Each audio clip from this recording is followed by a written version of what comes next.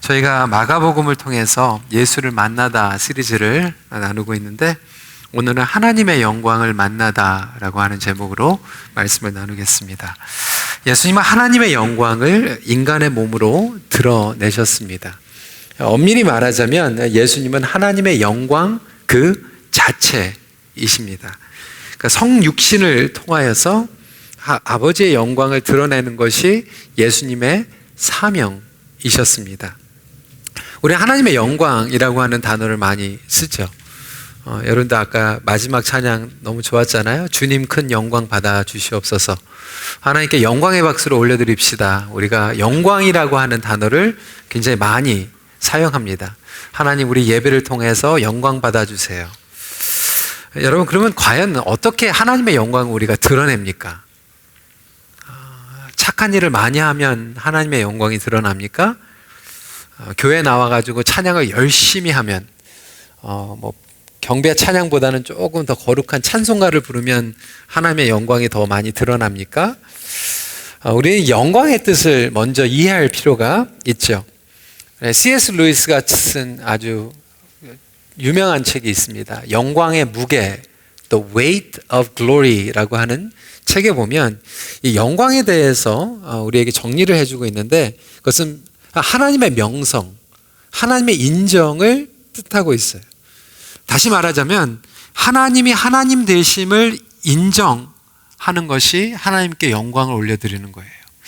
여러분들이 지금 예배 자리에 앉아서 우리가 손을 들고 찬양을 하거나 목소리를 크게 해서 우리가 예배를 드릴 수 있지만, 사실 우리가 하나님께서 나의 창조자 되시고 나의 구원자 되시고 나의 주인이 되신다라고 하는 것을 인정하지 않고 드리는, 겉으로 드리는 예배는 사실 영광이 드러나는 예배가 아니라고 하는 거예요. 반대로 우리가 교회 바깥에 나가서 우리가 직장에서 아니면 학교에서 공부를 하면서도 하나님께서 나의 주인이 되시고 나의 모두가 되신 것을 인정하면서 공부를 하면 그것은 하나님의 영광이 드러나는 학업이 될 수 있다라고 하는 거죠. 그런데 자꾸 우리는 나의 영광을 구하는 유혹에 빠지게 됩니다. 영광을 드러낸다라고 하는 것은 인간이 부여해주는 그 명성이나 인정을 받기 위한 것이 아니고 하나님께서 우리를 인정해 주시는 것 의미하고 있는 거죠. 다시 말하자면 하나님께서 우리를 알아봐 주시는 거예요. 우리가 하나님의 기쁨이 되는 것이죠. 오늘 본문은 변화산에서 드러내신 예수님의 영광에 대해서 기록을 하고 있습니다. 왜 이 타이밍 가운데에서 하나님께서 빛을 발하게 하시고 말씀을 하시는 걸까요? 저는 청년 때 이 말씀을 묵상하면서 굉장히 궁금했거든요. 왜 이 타이밍에 하나님께서 말씀하시나? 차라리 예수님께서 십자가에서 못 박혀서 돌아가실 때 갑자기 하늘문이 열리고 빛이 비춰지면서 짜잔, 이는 내 사랑하는 아들이다. 그 타이밍이면 너무나도 좋은 타이밍이잖아요. 그러면 사람들이 예수님이 정말 어떤 분인지 알아볼 텐데, 될 수 있으면 더 많은 사람들이 있을 때 그런 목소리가 들리고 빛이 바라면 하나님의 영광이 더 드러나는 게 아닌가라는 생각을 했거든요. 근데 십자가의 진정한 목적, 그리고 하나님의 영광은 자신을 과시하기 위한 영광이 아니고 하나님의 구원의 뜻을 이루는 데 달려져 있다는 거예요. 그래서 오늘 본문은 이렇게 시작하고 있어요. 2절에 보니까 엿새 후에, 6 days after. 6 days after라고 얘기하는 것은 6 days before에 일어난 것과 오늘 본문과 연관성을 가지고 있다라고 하는 거예요. 변화산의 이 영광을 이해하기 위해서는 6 days before, 엿새 전에 예수님께서 하신 말씀을 우리는 이해해야 되는데, 어떤 일이 일어나게 되죠? 십자가, 예수님께서 십자가에 대해서 설명하고 계시죠. 나를 따르거든 자기의 십자가를 지고 따르라고 말씀하고 계십니다. 그래서 십자가와 하나님의 영광은 뗄래야 뗄 수 없는 관계를 가지고 있습니다. 오늘 말씀을 통해서 그렇다면 하나님께 영광을 올려드리는 삶, 영광스러운 삶의 의미는 무엇인가 함께 나누기를 원합니다. 첫 번째로 영광스러운 삶은 정체성이 확립될 때에 시작이 됩니다. 그러니까 우리의 아이덴티티를 recognize 할 때 영광스러운 삶을 살아갈 수 있다라고 하는 거예요. 여러분, 흔들리는 세상 가운데 삶의 중심을 잡는 것은 결코 쉽지 않아요. 우리 유학생들, 우리 다운타운이 특히 많이 계시잖아요. 여러분들 꿈을 가지고 여기 왔어요. 고생도 내가 다 감수하고 각오하고 온 친구들도 있을 거예요. 그런데 유학생활은 결코 쉽지가 않습니다. 어떤 친구들은 이제 대학교 졸업하고 이제 직장에 들어갔는데 직장 생활이 그렇게 만만치는 않아요. 하나님, 내가 직장에 가가지고 안 믿는 사람들 다 전도하겠습니다. 자신 혼자 직장 생활 하는 것도 쉽지가 않아요. 결혼하기 전에 커플들이 이렇게 서약하죠. 하나님의 영광을 위해서 우리가 결혼 생활을 하겠습니다. 허니문 가면 죽도록 싸우고 그냥 1년, 2년 되다가 막 성격이 안 맞는다고 얘기하고 우리가 훌륭하게 존경하는 목사님들도 마찬가지 아닙니까? 한국에 우리가 존경하는 목사님들도 사실 교회 바깥에서 막 교회를 공격하고 흔들어대면 쉽지가 않아요. 선교사님들도 마찬가지예요. 그래서 이 어지러운 세상에서 흔들리지 않고 우리가 가기 위해서는 우리의 중심이 중요한데, 이 중심이라고 하는 것을 붙잡는 것이 바로 우리의 아이덴티티예요. 나는 누구인가?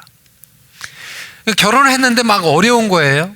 근데 아이덴티티가 많은 사람들이 내가 하나님의 자녀다라고 하는 아이덴티티로 시작을 하는 게 아니라 나는 누구의 남편이다, 나는 누구의 아내다, 난 누구의 엄마다. 근데 이 결혼 생활이 힘들고 자녀들이 속을 상이다 보니까 나는 뭔가 I'm nobody, I'm nothing 그러면서 삶의 의미를 잃어버리게 되는 거예요. 직장에서 여러분들은 누구입니까? 여러분들이 프로모션을 받든지 안 받든지 상관이 없이 여러분들은 하나님의 자녀예요. 하나님께서 여러분들을 불러주셨고 그 선교적인 사명을 가지고 직장에서 있는 거죠. 그런데 많은 사람들이 그들의 중심 가운데 뭐가 자리 잡고 있냐면 명예, 성공, 프로모션, 헬스, 머티리얼리즘이 중심을 잡고 있다 보니까 건강하면 내가 굳건하게 살아가고 있는 것 같은데 몸이 아프면 뒤집어지는 거죠. 돈이 있으면 굳건하게 서 있는 것 같은데 돈이 없어지면 흔들려 버리는 거죠. 사람들이 나를 인정하면은 그 인정받는 것 때문에 막 열심히 달려가다가 누가 나를 인정하지 않으면 섭섭하고 서운하고 다 때려치고 싶은 마음이 생기게 되는 거죠. 교회에서도 마찬가지예요. 교회 안에서도 열심히 일하는 친구들이 있는데 사실 그 중심에 하나님 안에서 아이덴티티가 나를 중심을 잡고 있으면 괜찮은데 그것이 아니라 끊임없이 내가 사람들에게 인정받고 싶고 이것을 해서 하나님 앞에 경제적인 축복을 받고 싶고 이것이 중심이 되다 보니까 우리는 실망하게 되고 상처받게 돼요. 어떤 분들은 그래서 자주 시험에 걸려들게 됩니다. 정체성의 중심이 바로 잡혀 있지 않기 때문에 시험에 걸리는 거예요. 오늘 변화산에서 예수님의 정체성이 드러나고 있어요. 예수님의 아이덴티티가 드러나고 있는 거죠. 7절 말씀에 보니까 마침 구름이 와서 그들을 덮으며 구름 속에 소리가 나되 이는 내 사랑하는 아들이니 너희는 그의 말을 들으라 하는지라. 공생애를 시작할 때도 동일한 음성을 예수님께서 들으세요. 마가복음 1장 11절 같이 한번 읽어볼까요? 시작. 하늘로부터 소리가 나기를 너는 내 사랑하는 아들이라 내가 너를 기뻐하노라 하시니라. 그러니까 예수님께서는 공생애를 시작하시면서 하나님의 음성을 들었어요. 너는 사랑하는 나의 아들이다. 십자가의 고난 바로 앞에서도 하나님의 음성을 들었어요. 너는 사랑하는 나의 아들이다. 우리가 이 하나님께서 주시는 하늘에서 내려오는 이 정체성을 가지고 가도 만만치 않은데 문제는 너무나도 많은 크리스찬들이 하늘에서 오는 아이덴티티를 가지고 나가는 것이 아니라 세상에 주는 아이덴티티를 가지고 자꾸 인정받고 확인받으려고 하다 보니까 우리는 넘어질 수밖에 없다라고 하는 거예요. 사랑하는 성도 여러분, 저와 여러분들은 하나님의 사랑으로 부름받은 자들인 줄 믿으시기 바랍니다. God loves you. 거기에서 시작이 되는 거예요. 하나님께서 우리를 자녀 삼으셨다. 이것이 흔들리면 다 흔들려 버리게 됩니다. 그러다 보니까 막 유혹에 빠지는 거예요. 제가 LA에서 중고등부 사역을 오랫동안 했습니다. 근데 중고등부 사역을 하면서 보니까 특히 우리 그 자매들, 유혹에 빠지는 경우들이 있는데 많은 경우에는 이 인시큐리티 때문에 유혹에 빠질 때가 있죠. 그래서 제가 아버지들한테 굉장히 많이 도전을 했어요. 아버지들 제발 우리 딸들한테 사랑한다는 얘기를 좀 많이 해달라고. 사랑하는 나에 따라 내가 사랑한다. 이 얘기를 많이 들어야 되는데 너무나도 안타깝게도 우리 아이들이 자라나면서 아버지한테서 사랑한다는 얘기를 많이 못 들어본 거예요. 그러다 보니까 사춘기 때 고등학교에 갔는데 막 이상한 남자가 와가지고 I love you, you look so beautiful 막 그러니까 거기에 그냥 확 빠져가지고 그냥 제정신을 못 차리고 그냥 막 따라다니는 거예요. 유혹에 빠지고. 그래가지고 저 딸이 둘이 태어나가지고 제가 어렸을 때부터 계속 얘기를 했어요. I love you, you're so beautiful. 근데 문제는 너무 많이 했어요. 그래가지고 you look so beautiful 그러면 요즘은 뭐 반응이 없어요. I know 뭐 이래 그냥 안다고. 그래도 정말 감사한 거는 뭐 이렇게 누가 남자들이 이렇게 따라와도 우리 쉽게 이렇게 막 눈 깜짝 안 해요. 하나님의 사랑으로부터 우리가 아이덴티티가 있다라고 하는 것은 너무나도 중요한 거예요. 왜냐하면 오늘날 우리의 삶 가운데에서 교회 안에서 심지어는 성도들인데도 불구하고 내 아이덴티티에 대해서 막 흔들리고 살아가다 보니까 우리가 너무나도 그 쉬운 그 유혹 가운데에서 빠지게 되는 거죠. 저도 마찬가지예요. 제가 하나님의 자녀로서 그리고 하나님의 종으로서 아이덴티티를 잊어버릴 때 저도 유혹에 흔들릴 때가 있다라고 하는 거죠. 저와 여러분들이 다 마찬가지일 수 있습니다. 그래서 이 정체성과 사명감은 뗄 수가 없는데 오늘 이 변화산에 누가 등장을 하죠? 모세가 등장을 하고 엘리야가 등장을 합니다. 여러분 모세는요 구약의 율법의 대표였어요. 그리고 엘리야는 선지자의 대표였어요. 그러니까 예수님의 십자가의 사역은 율법과 예언서를 성취하는 목적을 가지고 있죠. 그렇기 때문에 예수님께서 십자가를 감당하시기 전에 이 변화산에서 모세가 나타나고 엘리야가 나타납니다. 신학적으로 그러한 뜻을 가지고 있고 또 한 가지로 한국의 박영선 목사님이라는 하는 분이 있는데 이 두 가지 모세와 엘리야에게 공통점이 있는데 두 가지의 공통점이 있다라고 하는 거예요. 첫 번째 공통점은 뭐냐면 모세와 엘리야가 둘 다 백성들에게 거절을 당해요. 배신을 당해요. 모세가 시내산에서 자기 사람들을 위해서 기도하잖아요. 내려갔더니 그 백성들이 황금 송아지 만들어 놓고 우상을 만들어 놓고 예배하고 있어요. 엘리야가 갈멜사 전투에서 엄청난 승리를 경험하는데 거기에서 결국은 배신을 당하고 죽인다고 하니까 두려워가지고 도망 다니기 시작하죠. 마찬가지로 메시아로 오신 예수 그리스도께서 이 변화산에서 하나님의 영광을 경험하시는데도 하산하면 이제 십자가, 사람들의 배반과 배신과 버림받음을 경험하게 되죠. 인간의 눈으로 보면 실패죠. 그렇기 때문에 우리는 인간적으로 세상적으로 인생을 평가하는 예습성을 버려야만 합니다. 바로 그것이 영광된 삶을 살아가기 위한 정체성이라고 하는 거예요. 나의 정체성이 사람들에 의해서 왔다 갔다 하는 것이 아니라 하나님께서 나를 어떤 사람으로 불러주셨는가, 그것이 확실하기 때문에 모세와 엘리야는 두 번째로 공통점이 있는데 둘 다 중재자의 역할을 하죠. 미디에이터. 그럼에도 불구하고 백성들을 위해서 기도합니다. 그럼에도 불구하고 백성들을 겸손함으로 섬기게 됩니다. 예수님께서도 십자가에서 그들을 위해서 기도하셨죠. 자신의 모든 것들을 아낌없이 쏟아 부으셨죠. 변화산 사건을 통하여서 예수님의 정체성이 드러난 것 같이 저와 여러분들의 정체성도 하나님 안에서 해답을 얻기를 간절히 소원합니다. 하나님께서는 여러분들을 너무나도 사랑하고 계세요. 그리고 여러분들에게 선하신 뜻을 가지고 있음을 믿으시길 바랍니다. 이것이 우리가 분명하면요, 여러분들이 너무나도 어려운 시간을 지나가면서 심지어는 고난의 시간을 지나면서도 하나님을 원망하지 않고 믿음으로 승리할 수 있어요. 많은 형제자매들이 믿음이 흔들리는 이유는 그 어려울 때 나는 누구인가 헷갈리는 거예요. 하나님, 저를 사랑하지 않으시네요. 나는 아무것도 아니네요.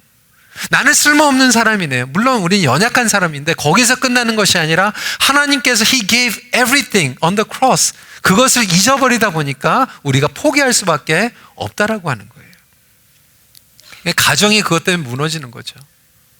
공동체가 무너지는 거죠. 직장에서 저와 여러분들이 막 무너지는 이유가 거기에 있습니다. 여러분 흔들리지 마시기 바랍니다. 아무도 알아주지 않는다고 해도 실망하지 마시기 바랍니다. 고난 가운데에서 이것이 분명하면 우리는 견뎌낼 수 있습니다. 변화산의 영광은 고난을 준비하는 영광이었죠. 마가복음에 보니까 모세와 엘리야가 나타나서 예수님과 얘기를 했어요.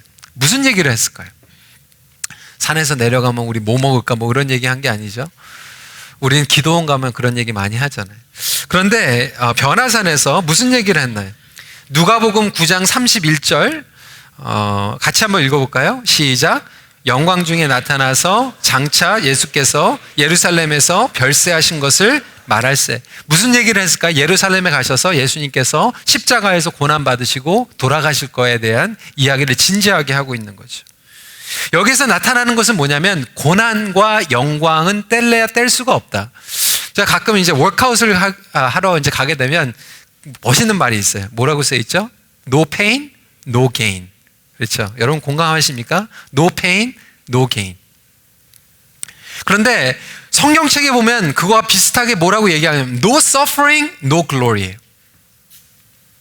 고난이 없는 영광은 없습니다. 로마서 8장 18절 말씀에 보니까 생각하건대 현재의 고난은 장차 우리에게 나타날 영광과 비교할 수 없도다. 물론 우리 모든 사람들이 고생을 합니다. 근데 안타까운 것은 누구는 고생을 하고 누구는 고난을 받아요. 그 얘기는 뭐냐면 어떠한 누구를 위한 고생인가? 많은 사람들이 나의 영광을 위해서 고생하다 보니까 고생은 죽도록 했는데 영광을 경험하지 못해요. 왜? 내 영광을 위해서. 어떤 친구들 공부 열심히 하죠. 고생해요. 근데 누구를 위한 영광이었죠? 우리는 그렇게 기도 많이 하잖아요. 하나님, 제가 이번에는 All A를 받게 해주세요. 그래서 하나님께 영광을 올려드리길 원합니다. 하나님, 제가 회사에서 좀 승진받게 해주세요. 월급이 올라가가지고 하나님 앞에 영광을 올려드리길 원합니다. 여러분, 월급이 안 올라가도 하나님의 영광과 전혀 상관이 없어요. 여러분들이 뭐 1등 안 해도 하나님의 영광과 상관이 없어요. 그런데 우리는 자꾸 나의 영광을 이상하게 패키지해가지고 하나님의 영광을 위해서라고 자꾸 하나님을 이렇게 설득하려고 하는데 하나님은 그렇게 설득당하는 분이 아니십니다. 1등 하지 말라는 게 아니죠. 열심히 일하지 말라는 게 아니죠. 그 중심을 하나님께서는 보고 계세요. 그 중심에 우리는 어떠한 모티베이션을 가지고 나아가고 있는가. 저도 하나님 앞에 기도하거든요. 하나님, 우리 큰빛교회가 부흥하게 해주세요. 우리 김성희 목사님도 그렇게 기도할 거예요. 그래, 맞아요, 안 맞아요? 그렇게 기도 안 해요. 하나님, 우리 다운타운 부흥하게 해주세요. 근데 누구를 위한 부흥입니까? 하나님의 영광을 위한 부흥입니까? 김성희 목사가 다운타운 내려갔더니 정말 부흥했더라. 나를 위한 부흥입니까? 우리는 그 가운데에서 지금 계속해서 왔다 갔다 하는 거 아니겠습니까? 근데 하나님께서 저와 여러분들에게 지금 물어보고 계시는 거예요. 나의 성공과 눈에 보이는 그 인정을 통하여서 나의 아이덴티티가 결정이 되는 것이 아니라 하나님께서 우리를 봐주실 때 잘했다, 충성된 종아. 그것으로 인정받고 하나님 앞에 영광 올려드릴 수 있는 저와 여러분들이 되시길 주님의 이름으로 축원합니다. 두 번째로 우리의 중심만 필요한 것이 아니라 이 무게가 필요하죠. 두 번째로 하나님의 임재 가운데 영광의 무게가 쌓여갑니다. 여러분, 이 무게를 줄이는 거를 우리는 신경을 많이 쓰잖아요. 그래서 어떤 친구들은 다이어트하고, 그리고 전화기도 그렇고 뭐 가전제품도 이렇게 라이트한 거가 이제 비싼 거고, 그렇죠? 그런데 가벼운 것 좋아하는 것도 괜찮지만 사실상 영적으로 가벼운 사람이 돼서는 안 되죠. 영적으로는 좀 우리가 좀 듬직하고 좀 무게가 필요합니다. 은사가 있다고 해서 무게가 있는 사람이 되는 건 아니죠. 은사가 있다고 해서 예수님을 닮아가는 건 아니에요. 어떤 친구들 정말 실력이 좋아요. 근데 또 불구하고 무게가 없어요. 자꾸 넘어져요. 한 군데 이렇게 쭉 있는 게 아니라 계속 왔다 갔다 하는 사람들은 무게가 없죠. 여러분, 배 그리고 자동차에도 이 안정기라고 하는 장치가 있어요. 발라스트라고 얘기를 하고 있죠. 여러분, 배에도요, 이것을 배가 뒤집어지지 않도록 안정기가 있어요. 그런데 이 안정기가 있는 것만 중요한 것이 아니라 이 안정기에 무게가 필요해요. 그래서 물로 채우든지 모래로 채우든지 이 안정기에 무게가 자리 잡고 있어야지 배가 뒤집히지 않아요. 여러분이 잘 아는 것처럼 세월호 사건이 왜 일어났습니까? 안정기에 무게를 빼버린 거예요. 이 안정기의 중심을 잡는 것도 중요하지만 무게가 있어야지만 배가 폭풍이 올 때 그리고 파도가 칠 때 뒤집어지지 않는다라고 하는 거예요. 그러니까 우리의 정체성이 중심이 된다라고 하면 이 무게, 영광의 무게를 어떻게 잡냐면 결국 하나님의 임재 가운데 우리가 매일 들어갈 때마다 예배를 통하여서, 말씀을 통하여서, 기도를 통하여서 이 무게가 쌓여가게 된다라고 하는 거예요. 너무나도 안타까운 것은 많은 우리 청년들 그리고 많은 성도들이 무게가 없어요. 하나님의 예배 자칫하면 맘대로 막 그냥 빠져버리고, 교회에서도 조금 힘들면 그냥 막 셀을 옮겨버리고, 막 교회도 막 옮겨 다니고, 어떤 친구들은 교회를 다니는 거 뭐 글라이프 다니는 것처럼 생각하더라고요. 하루는 그냥 멤버십 가지고 영앤 셰퍼드 갔다가, 하루는 뭐 마카메 갔다가, 하루는 뭐 미시사가에 갔다가 뭐 왔다 갔다 하는 거죠. 그래도 우리 교회는 뭐 청년부 미시사가에도 있고 여기 다운타운에도 있고 그래가지고 미시사가에서 무슨 일 생기면 다운타운 4시에 내려왔다가 4시에 무슨 일 생기면 또 7시로 옮겨갔다가, 뭐 EM도 마찬가지예요. 미시사가 다운타운 업타운 막 이렇게 왔다 갔다 하는 친구들이 있어요. 그런데 계속해서 그렇게 하다 보니까 무게가 없어요. 정말 하나님의 영광의 무게가 우리의 삶 가운데에서 듬직하게 뿌리를 내려야 되는데도 불구하고 이 뿌리가 없이 그냥 날아다니는 사람들이 많이 있더라고요. 이 무게는 어떻게 우리가 경험할 수 있을까? 결국 하나님의 임재를 경험함으로 드러나게 되죠. 3절 말씀입니다. 그 옷이 광채가 나며 세상에서 빨래하는 자가 그렇게 희게할 수 없을 만큼 매우 희어졌더라. 하나님의 빛을 경험하는 것이 영광의 빛을 경험하는 것이고, 아무리 정체성을 내가 머리로 알고 있어도 매일 임재 가운데에서 친밀함을 누리지 못하면 무게가 쌓여지지 않기 때문에 흔들릴 수밖에 없다라고 하는 거예요.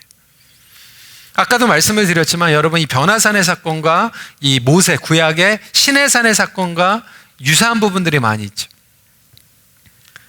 시내산에서도 마찬가지고 변화산에도 마찬가지고 하나님의 영광이 드러났어요.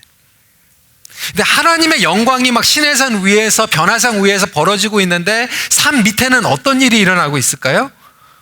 황금송아지 만들고 있고 예수님을 십자가에 못 박을 것을 생각하고 있어요. 여러분, 그것이 바로 우리의 인생입니다. 변화산에서 시내산에 내려가면 우리는 갈등성으로 들어가게 되는 거예요. 지난주에 우리 교회 미사가에서는 말씀 집회가 부흥회가 있었어요. 얼마나 감사하는지 몰라요. 하나님께서 한원 목사님 통해서 도전해 주시고 성도들이 막 뜨겁게 기도했어요. 변화산의 사건이 일어나는 거죠. 시내산의 사건이 일어나는 거죠. 은혜 받아가지고 하나님, 정말 내가 하나님 위해서 열심히 살아가겠습니다. 그리고 집에 갔는데 집에 가면 막 속이 뒤집어지는 일들이 시작이 되는 거죠.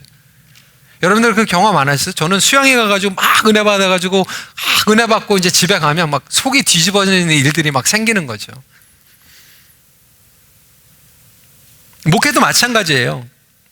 주일날 예배 잘 드리고 은혜 받았다고 그러는데 밑에 내려가가지고 막 줄 서다가 막 싸우는 거예요. 막 주차장에서 막 싸우는 거예요. 서로 사역하다가 막 싸우는 거예요. 속이 뒤집어지죠. 서로 사랑합시다 아멘 했는데 내려가가지고 싸우고 있으니까. 모세가 그걸 경험하고 있는 거예요. 하나님의 영광이 드러나고 있는데 내려가니까 막 황금송아지 만들어 놓고 별의별 일을 다 하고 있는 거예요. 모세가 어떻게 기도했을까요? 하나님 싹 쓸어버리세요. 다시 시작합시다. 저 사람들 나 감당 못하겠습니다. Change them. Wipe them up. 그렇게 기도했나요? 그렇게 기도 안 했어요. 모세는 어떻게 기도했을까요? 출애굽기 33장 18절 말씀에 보니까 원하건대 주의 영광을 내게 보여주시옵소서. 여러분 가정에서 여러분 친구들과 막 이런 컨플릭트 있을 때, 막 갈등이 있을 때 정말 막 속이 터지는 것 같고, 정말 이게 기독교인가? 정말 이게 믿는 사람인가? 막 정말로 막 너무나도 그냥 와이프 막 하고 싶은데, 하나님께서 우리에게 원하시는 것은 하나님 내 남편 바꿔주세요, 내 직장 바꿔주세요, 내 교수 바꿔주세요, 그렇게 기도하는 게 아니라 하나님 이 어려운 시간 가운데서 하나님의 영광을 보여주세요. 하나님의 영광이 지금 이 갈등 가운데서 드러나게 해주세요. 이것이 진짜 기도인지 믿으시기 바랍니다.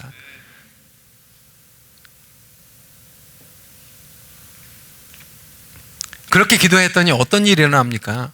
34장 29절에 보니까 하나님께서 영광을 보여주세요. 같이 한번 읽어보겠습니다. 시작. 모세가 그 증거의 두 판을 모세의 손에 들고 시내산에서 내려오니 그 산에서 내려올 때에 모세는 자기가 여호와와 말하였으므로 말미암아 얼굴 피부에 광채가 나나 깨닫지 못하였더라. 상황이 안 바뀌었어요. 사람들이 안 바뀌었어요. 똑같은 자리로 내려가는데 달라진 게 뭐예요? 모세가 영광을 보고 모세의 얼굴에서 빛이 나는 거예요. 여러분 교수가 안 바뀌었는데, 여러분은 버스가 안 바뀌었는데 여러분들이 바뀐 거예요. 빛이 나는 거예요. 하나님의 임재를 경험하다 보니까 그 무게를 가지고 정면 승부하는 거예요. 그런데 달라진 게 뭐 있죠? 여러분 얼굴에 하나님의 임재가 드러나는 거예요. 저도 그 질문해요. 과연 나도 그렇게 기도할 수 있을까?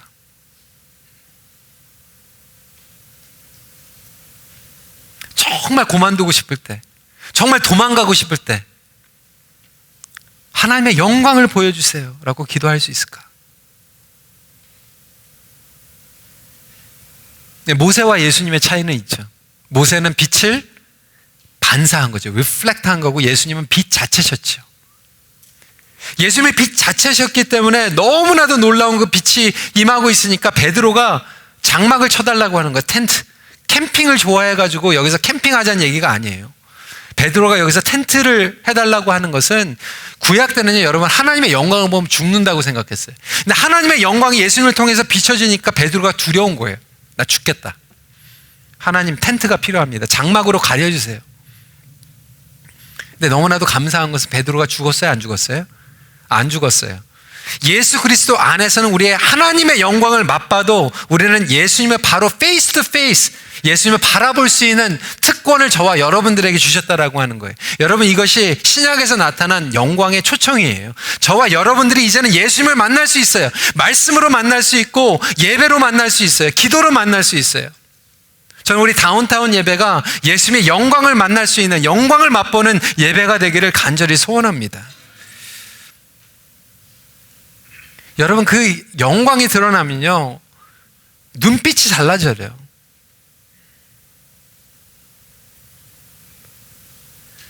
많은 사역하는 친구들이 막 짜증이 나고 막 원망이 나는 이유는 왜 그러냐면 하나님의 영광을 맛보는 예배를 제대로 드리지 못하고 바쁘게 막 다니다 보니까 서운한 거예요. 인정받지 못하는 것 같고, 아 내가 지금 뭐 하고 있나.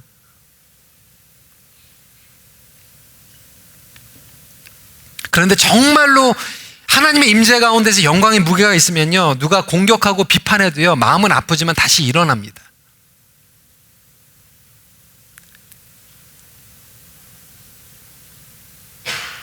여러분 우리 셀 리더 하는 사람들 경험하잖아요. 여러분 셀 리더들 막 웃고 있으니까 그냥 정말 착한 것 같이 속으로는 얼마나 그냥 막 타는지 몰라요.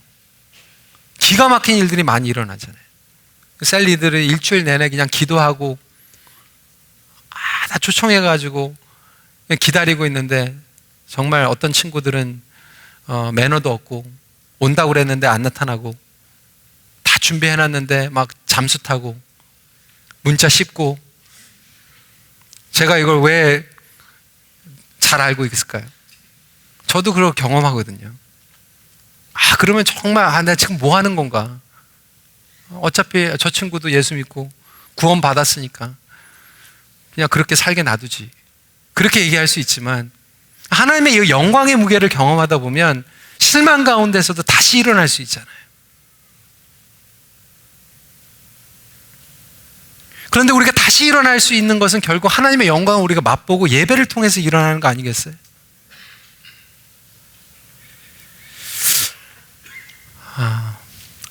거기 사진 한번 보여주시고요. 여러분, 이게 굉장히 유명한 모세상이에요. 모세. 로마 산 피에트로 인 빈콜리 성당에 가서 보시면 모세의 상이 있는데, 조금 더 줌을 해주면 좋겠는데 조금 아쉽네요. 위에 모세 위에 이게 뿔이 있어요. 뿔 2개가. 근데 여러분, 이상하지 않아요? 왜 모세가 왜 뿔이 달려 있을까요? 뿔. 금방 역시 실력이.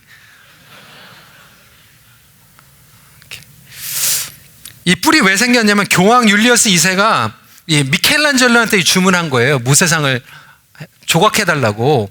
그런데 반드시 이 모세상에 카란, 라틴어로 뭐냐면 광채가 있게 해달라고 주문을 한 거예요. 광채, 카란. 그런데 라틴어로 이 카란하고 비슷한 또 단어가 있는데 케렌이에요. 케렌.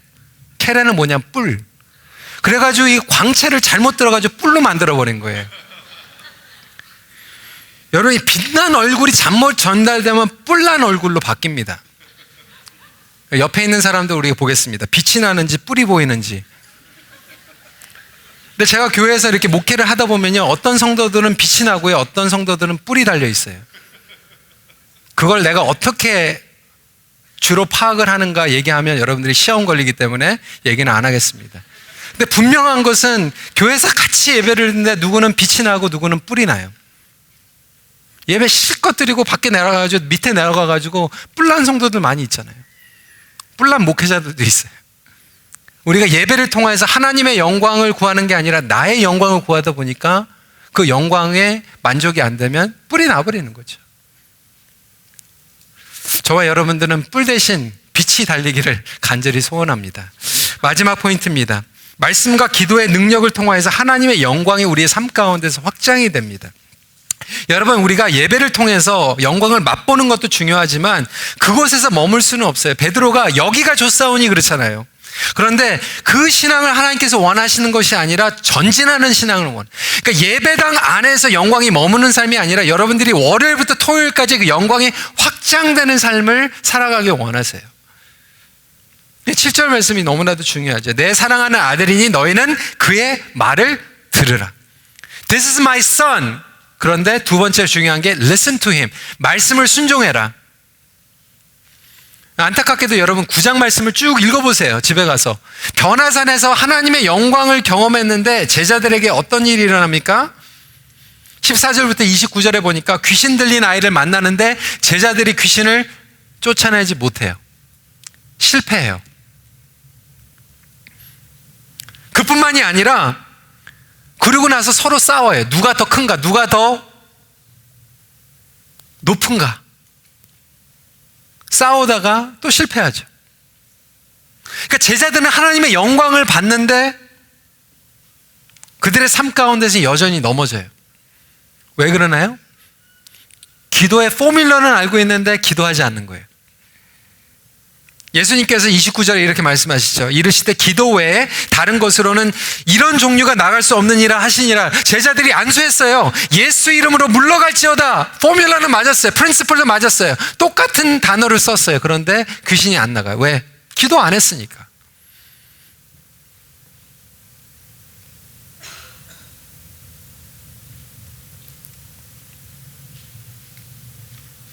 여러분, 우리 교회가요, 지금 2019년도 캠페인하고 있어요. 매주마다 우리 가정에 예배드리자. 같이 기도하자.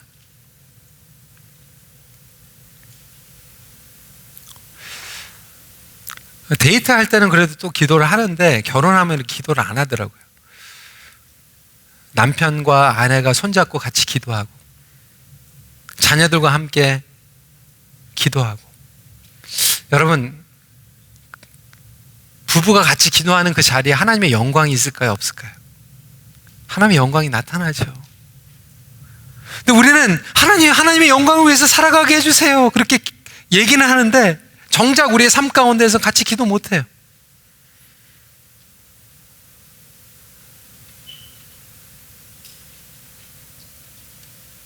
역사가 일어나지 않죠. 포뮬러는 가지고 있는데 기도하지 않으니까. 여러분, 지금 한국 교회에서 지금 막 시끄러운 이유가 왜 그렇습니까? 하나님의 영광을 받는데 결국은 교회 가가지고 자기의 영광 구하다가 기득권 내려놓지 못하고 싸우고 있잖아요. 우리 신앙에서 문제는 이 두 가지예요. 기도하지 않는 것, 그리고 기득권 내려놓지 못하는 것. 나의 영광을 구하는 거죠. 저와 여러분 삶 가운데서도 하나님의 영광을 가리고 있는 이유는 무엇입니까? 영역은 무엇입니까? 이 두 중에 하나예요. 기도하지 않고 나의 영광을 구하고. 전진하지 못하고 있죠. 무엇이 문제입니까? 무엇 때문에 넘어집니까? 곰곰이 생각하면 이 둘 중에 하나예요. 저와 여러분들이 똑같은 곳에서 반복하면서 넘어지는 이유가 거기 있어요. 영적으로 깨어있지 못하고 내려놓지 못하고.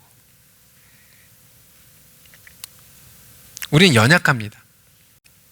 연약한 거는 뭐 뉴스가 아니에요. 새로운 사실이 아니에요. 근데 너무나도 안타까운 것은 우리는 연약한데 교만해요. 그래서 기도하지 않아요. 그래서 하나님의 영광이 경험되지 않는 삶을 살아가게 됩니다. 성도 여러분, 오늘 말씀을 정리하면서 다시 한번 여러분 삶 가운데에서 하나님의 영광을 맛보시기를 간절히 소원합니다. 여러분들 삶 가운데에서, 여러분들 일터에서, 여러분들의 관계에서 하나님의 영광이 드러나기로 사모하십시오. 갈망하십시오. 그런데 그 하나님의 영광스러운 삶을 살아가기 위해서는 중요한 것은 여러분들의 중심이 잡히고 무게가 있고 전진할 수 있어야 합니다.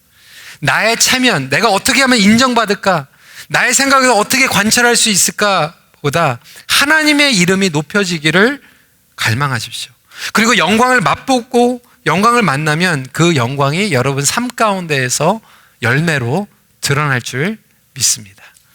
하나님의 영광이 오늘 우리의 삶 가운데 드러나도록 믿음의 전진을 하십시오.